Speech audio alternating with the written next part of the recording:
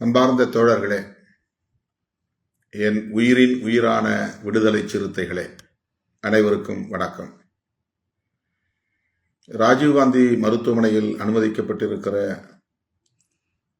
இந்திய கம்யூனிஸ்ட் கட்சியின் மூத்த தலைவர், முதுபெரும் தலைவர் ஐயா ஆர் நல்லக்கண் அவர்களை சந்திப்பதற்காக சென்றிருந்தேன்.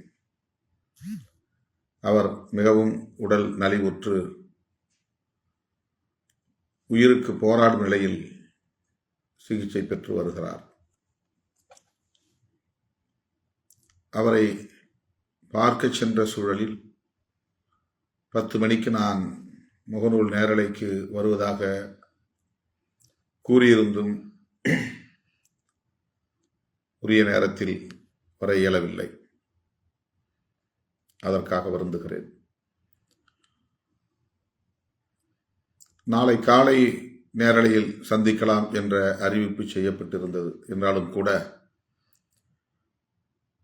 இப்போதே நேரலை வாயிலாக சில தகவல்களை உங்களோடு பகிர்ந்து கொள்ள விரும்புகிறேன்.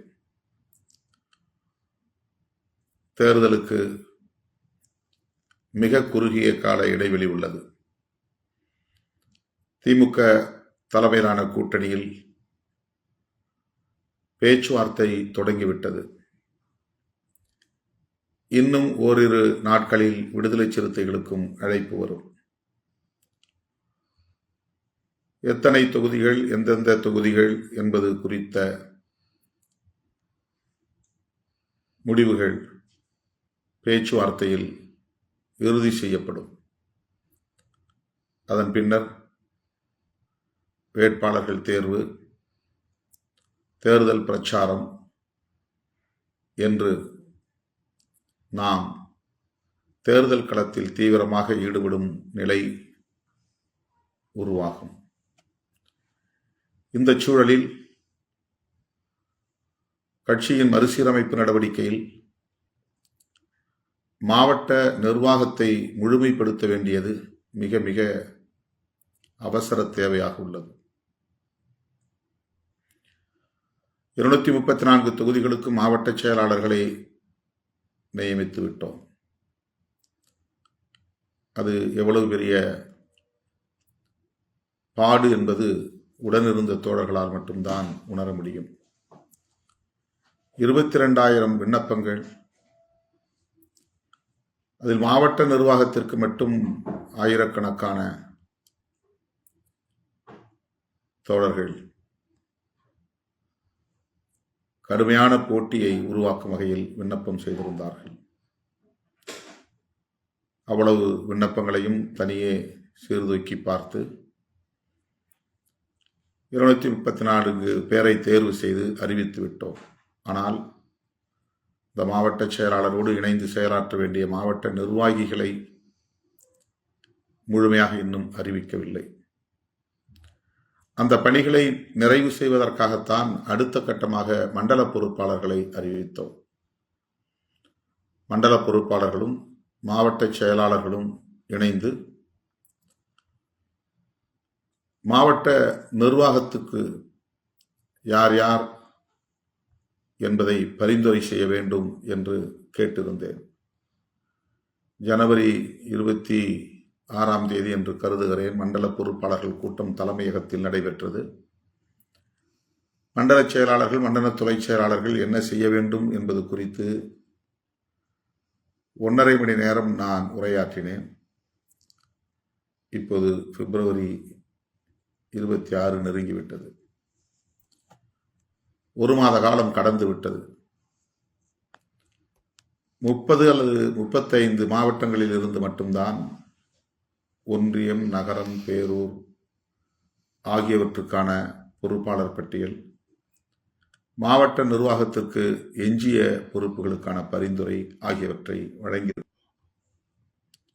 எஞ்சிய மாவட்டங்களுக்கு எப்போது பட்டியல் என்கிற கேள்வி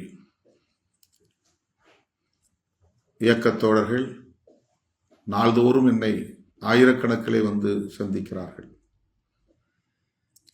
இதற்கிடையில் ஒப்புக்கொண்ட நிகழ்ச்சிகளுக்காக பல்வேறு மாவட்டங்களுக்கு நான் தொடர்ந்து பயணம் செய்ய வேண்டியிருக்கிறது. நாடாளுமன்ற கூட்டத்தொடர் தொடங்கிய போதும் என்னால் இந்த பணிகளால் போக இயலவில்லை. 10 நாட்கள் நான் சென்னையிலேயே தமிழ்நாட்டிலேயே இருக்க நேர்ந்துவிட்டது. சில நாட்கள் டெல்லியில் இருந்தேன். ஆனால் பாராளுமன்றத்திற்கு கையெழுத்து போடுவதற்கு கூட செல்ல முடியாத அளவுக்கு தோழர்கள் அங்கே வந்து குவிந்தார்கள். டெல்லியில் நாள்தோறும் 50 பேருக்கு குறையாமல் என்னை சூழ்ந்து கொண்டார்கள். அங்கேயும் கும்பலில் சிக்கிக்கொண்டேன். 13ஆம் தேதியோடு நாடாளுமன்ற கூட்டத்தொடர் முதல் அமர்வு நிறைவு பெற்றுவிட்டது. வந்த 10 நாட்களில் ஒரு நாள் கூட ஓய்வில்லை. ஒவ்வொரு நாளும் 1 மணி நேரம் கூட ஓய்வில்லை என்கிற அளவுக்கு சுற்றுப்பயணத்திலேயே இருக்கிறேன். ஒரு நிகழ்ச்சிக்கு ஒப்புக்கொண்டால் அதை ஒட்டி 30-40 நிகழ்ச்சிகள்.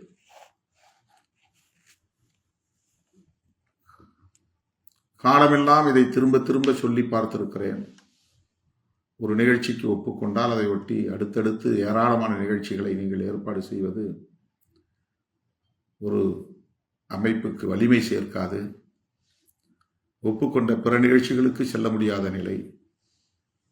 நேற்று கூட திருவள்ளூரில் ஒரு இல்லம் திறப்பதற்கு ஒப்புக்கொண்டேன். அதன் பிறகு மணலியில் ஒரு நிகழ்ச்சி, அதனை ஒட்டி ராயபுரத்திலே ஒரு திருமண வரவேற்பு. இந்த 3 நிகழ்ச்சிகளுக்குத்தான் ஒப்புக்கொண்டேன். ஆனால் நேற்று திருவள்ளூரில் இருந்து நான் நிகழ்ச்சிகளை முடித்துக்கொண்டு கிளம்புவதற்கு இரவு 9 மணி ஆகிவிட்டது. மணலியில் பகல் வேளையில் ஒரு இல்லம் திறப்பதற்கு வருவேன் என்று உறுதியளித்த நிலையில் அங்கே போய் சேர இரவு 10:30 மணி ஆனது.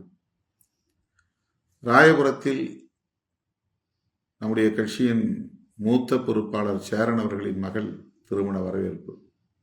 இரவு 11:30 மணிக்கு போய் அவர்களை சந்திக்க நேர்ந்தது. இது ஒரு உதாரணத்திற்காக சொல்லுகிறேன்.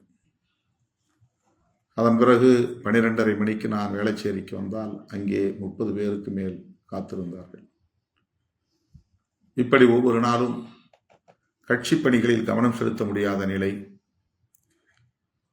எனக்கு ஓய்வெடுக்க முடியவில்லை, உறங்க முடியவில்லை என்பதையெல்லாம் தாண்டி செய்ய வேண்டிய கட்சி பணிகளை செய்ய முடியவில்லையே என்கிற மன அழுத்தம்தான் அதிகரிக்கிறது. இந்த நிலையிலும் இப்போதும் கூட கல்யாணத்திற்கு வர வேண்டும், காதுகுத்துக்கு வர வேண்டும், இல்லத்திறப்புக்கு வர வேண்டும் என்று பல்வேறு மாவட்டங்களில் இருந்து தோழர்கள் வந்து கொடுக்கிற நெருக்கடி தாங்க முடியவில்லை. என்ன சொன்னாலும் ஏற்க மறுக்கிறார்கள், ஒத்துழைக்க மறுக்கிறார்கள் என்கிற கவலை இருக்கிறது. தயவு கூர்ந்து தேர்தல் முடியும் வரையில் குடும்ப நிகழ்ச்சிகளுக்கு அழைப்பதை தவிர்க்க வேண்டுகிறேன்.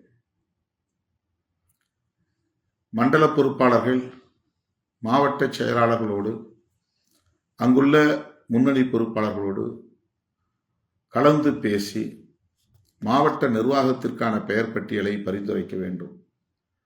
அந்த பெயர் பட்டியலை அப்படியே அறிவிக்க முடியாது. அவற்றை பரிந்துரைகளாக மட்டும் ஏற்றுக்கொண்டு அதில் சில மாற்றங்கள் செய்ய வேண்டியது இருந்தால் மாற்றங்கள் செய்து அதிகாரபூர்வமாக அறிவிக்கப்படும். மற்றபடி ஒன்றிய பொறுப்பாளர்கள், நகர பொறுப்பாளர்கள், பேரூர் பொறுப்பாளர்கள், இந்த பட்டியல் மண்டல பொறுப்பாளர்களும் மாவட்ட செயலாளர்களும் கலந்து பேசி உடனடியாக தயாரிக்க வேண்டும். எல்லோருக்கும் வாய்ப்பளிக்க வேண்டும். 30க்கும் மேற்பட்ட துணைநிலை அமைப்புகள் உள்ளன. மகளிர் விடுதலை இயக்கத்தில் மாவட்ட செயலாளரை மட்டும்தான் நான் நியமனம் செய்திருக்கிறேன். அதிலே மாவட்டத்திற்கு நீங்கள் துணை செயலாளர்களை நியமிக்க வேண்டும். குறைந்தது 5 பேர் மாவட்ட துணை செயலாளர்கள், ஒரு நிதி செயலாளர், அதாவது மகளிர் விடுதலை இயக்கத்திற்கு ஒரு நிதி செயலாளர். அதே போல இளைஞருத்துகள் எழுச்சி பாசறைக்கு ஒரு மாவட்ட செயலாளர் ஆண்களுக்காகவும் ஒரு மாவட்ட செயலாளர் பெண்களுக்காகவும் என்று 2 மாவட்ட செயலாளர்களை நியமனம் செய்திருக்கிறோம். இதில் மாவட்ட துணை செயலாளர்களை சமமாக 5 பேர் ஆண்கள் போட்டால் 5 பேர் பெண்கள் போடலாம். அதிலே நிதி செயலாளரும் உண்டு. இந்த பொறுப்பாளர் பட்டியல் மாவட்டத்திற்கானது.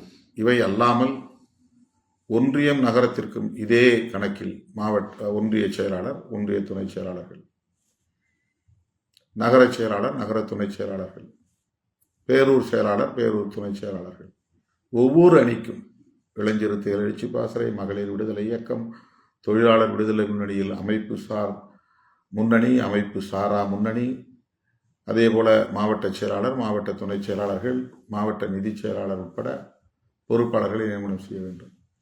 இது மாவட்டத்திற்கும் போட வேண்டும், ஒன்றியத்திற்கும் போட வேண்டும், பேரூருக்கும் போட வேண்டும், நகரத்திற்கும் போட வேண்டும். உங்களுடைய நிர்வாக வசதிக்கேற்ப மாவட்டம், நகரம் ஆகியவற்றை நீங்கள் பிரிக்கலாம். ஆனால் நாம் பொதுவாக ஒரு வரையறை கொடுத்திருக்கிறோம். ஒரு ஒன்றியத்தில் மொத்தம் எத்தனை கவுன்சில்கள் இருக்கின்றனவோ அந்த கவுன்சில்களை கணக்கு வைத்து 2ஆக பிரிப்பதா 3ஆக பிரிப்பதா என்று நீங்கள் முடிவு செய்து கொள்ள வேண்டும். அப்படி 2ஆக பிரித்தால் 2 செட், 3ஆக பிரித்தால் 3 செட். கட்சிக்கு, துணைநிலை அமைப்புகளுக்கு ஏராளமானவர்களை அதிலே நீங்கள் அக்காமடேட் பண்ண முடியும். எல்லோருக்கும் வாய்ப்பு தர முடியும். யாரையும் எந்த காரணத்தை முன்னிட்டும் ஒதுக்கக்கூடாது. ஏதாவது ஒரு துணைநிலை அமைப்பிலாவது அவர்களுக்கு பொறுப்பு போட வேண்டும். நேரடியாக கட்சியில் போட முடியவில்லை என்றால் கூட துணை செயலாளர்கள் எண்ணிக்கையை நீங்கள் கூட்டலாம், ஒன்றும் தவறில்லை. அது ஒன்றும் ஃபிக்ஸட் நம்பர் கிடையாது. நம்முடைய வசதிக்கு ஏற்ப நாம் 3 பேரும் போடலாம், 5 பேரும் போடலாம், 7 பேரும் போடலாம், 9 பேரும் போடலாம். ஆனால் அதிகபட்சம் நிதி செயலாளரோடு சேர்த்து 7 பேர் போட்டால் போதும். ஒரு செயலாளர், ஒரு நிதி செயலாளர், துணை செயலாளர் எண்ணிக்கையில் ஒற்றைப்படை வர வேண்டும். அதிலே நீங்கள் செயற்குழு உறுப்பினர், ஒன்றிய செயற்குழு உறுப்பினர் போடலாம், நகர செயற்குழு உறுப்பினர் போடலாம். அவங்க நேரடியாக இன்ன பொறுப்புன்னு இல்லாமல் செயற்குழு உறுப்பினர்னா அதே தகுதி தான். இப்போ ஒரு ஒன்றிய துணை செயலாளர் ஒருத்தர் போடுறோம், ஒருத்தர் ஒன்றிய செயற்குழு உறுப்பினர் போடுறோம்னா 2 பேரும் ஒரே ரேங்க் தான்.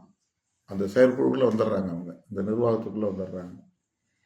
ஆனால் நம்ம எல்லாரையும் 10க்கு மேல் 10, 15 துணை செயலாளர் அறிவிக்க முடியாது.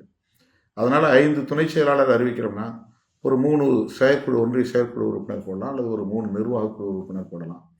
நிர்வாகக்குழு உறுப்பினர் என்பது வேறு, செயற்குழு உறுப்பினர் என்பது வேறு. செயற்குழு கூட்டங்களில் செயற்குழு உறுப்பினர் கலந்துக்குவார். நிர்வாகக்குழு கூட்டங்களில் நிர்வாகிகள், அந்த மாவட்ட நிர்வாகிகள் அல்லது ஒன்றிய நிர்வாகிகள் மட்டும். அதில் நிர்வாகிகளில் உங்களுக்கு மகளிர் விடுதலை இயக்கமும் சேரணும், இளஞ்சிறுத்தைகளும் சேரணும். ஒரு ஒன்றிய நிர்வாகத்துக்குள்ள கட்சி, மகளிர் விடுதலை இயக்கம், இளஞ்சிறுத்தைகள், இந்த 3 அமைப்பும் அதுக்குள்ள கட்டாயமாக இருக்கணும். நிர்வாகக்குழுவில், செயற்குழுவில் எல்லா துணைநிலை அமைப்புடைய பொறுப்பாளர்கள் நீங்கள் சேர்க்க முடியும். ஒன்றிய செயற்குழுவில் செயலாளர், துணை செயலாளர்கள் கிடையாது. ஒன்றிய செயற்குழுனா யார் யாரெல்லாம் செயலாளர் நிலையில் இருக்கிறாங்களோ கட்சி, துணைநிலை அமைப்புடைய செயலாளர்கள் எல்லாம் கலந்துக்கிறது தான் ஒன்றிய செயற்குழு. அதில் ஒன்றிய செயற்குழு உறுப்பினர் அப்படிங்கிறவங்க கலந்துக்குவாங்க. அவங்களுக்கு அந்த அதிகாரம் உண்டு, அதில் பங்கேற்க அதிகாரம் உண்டு, வாக்களிக்க உரிமை உண்டு. எனவே பொறுப்பாளர்கள் நியமனம் செய்வதை விரைந்து மேற்கொள்ள வேண்டும். மண்டல செயலாளர்கள் எந்தெந்த துணை செயலாளர்களுக்கு 3 பேர் 4 பேர் போட்டிருக்கோம், அதில் 2 தொகுதிகள் ஒருவருக்குன்னு பிரிச்சிருக்கோம். அந்த 2 தொகுதிக்கான பொறுப்பாளர்களை மண்டல துணை செயலாளரை அங்கே அழைச்சிக்கணும், மாவட்ட செயலாளரை அங்கே அழைச்சிக்கணும்.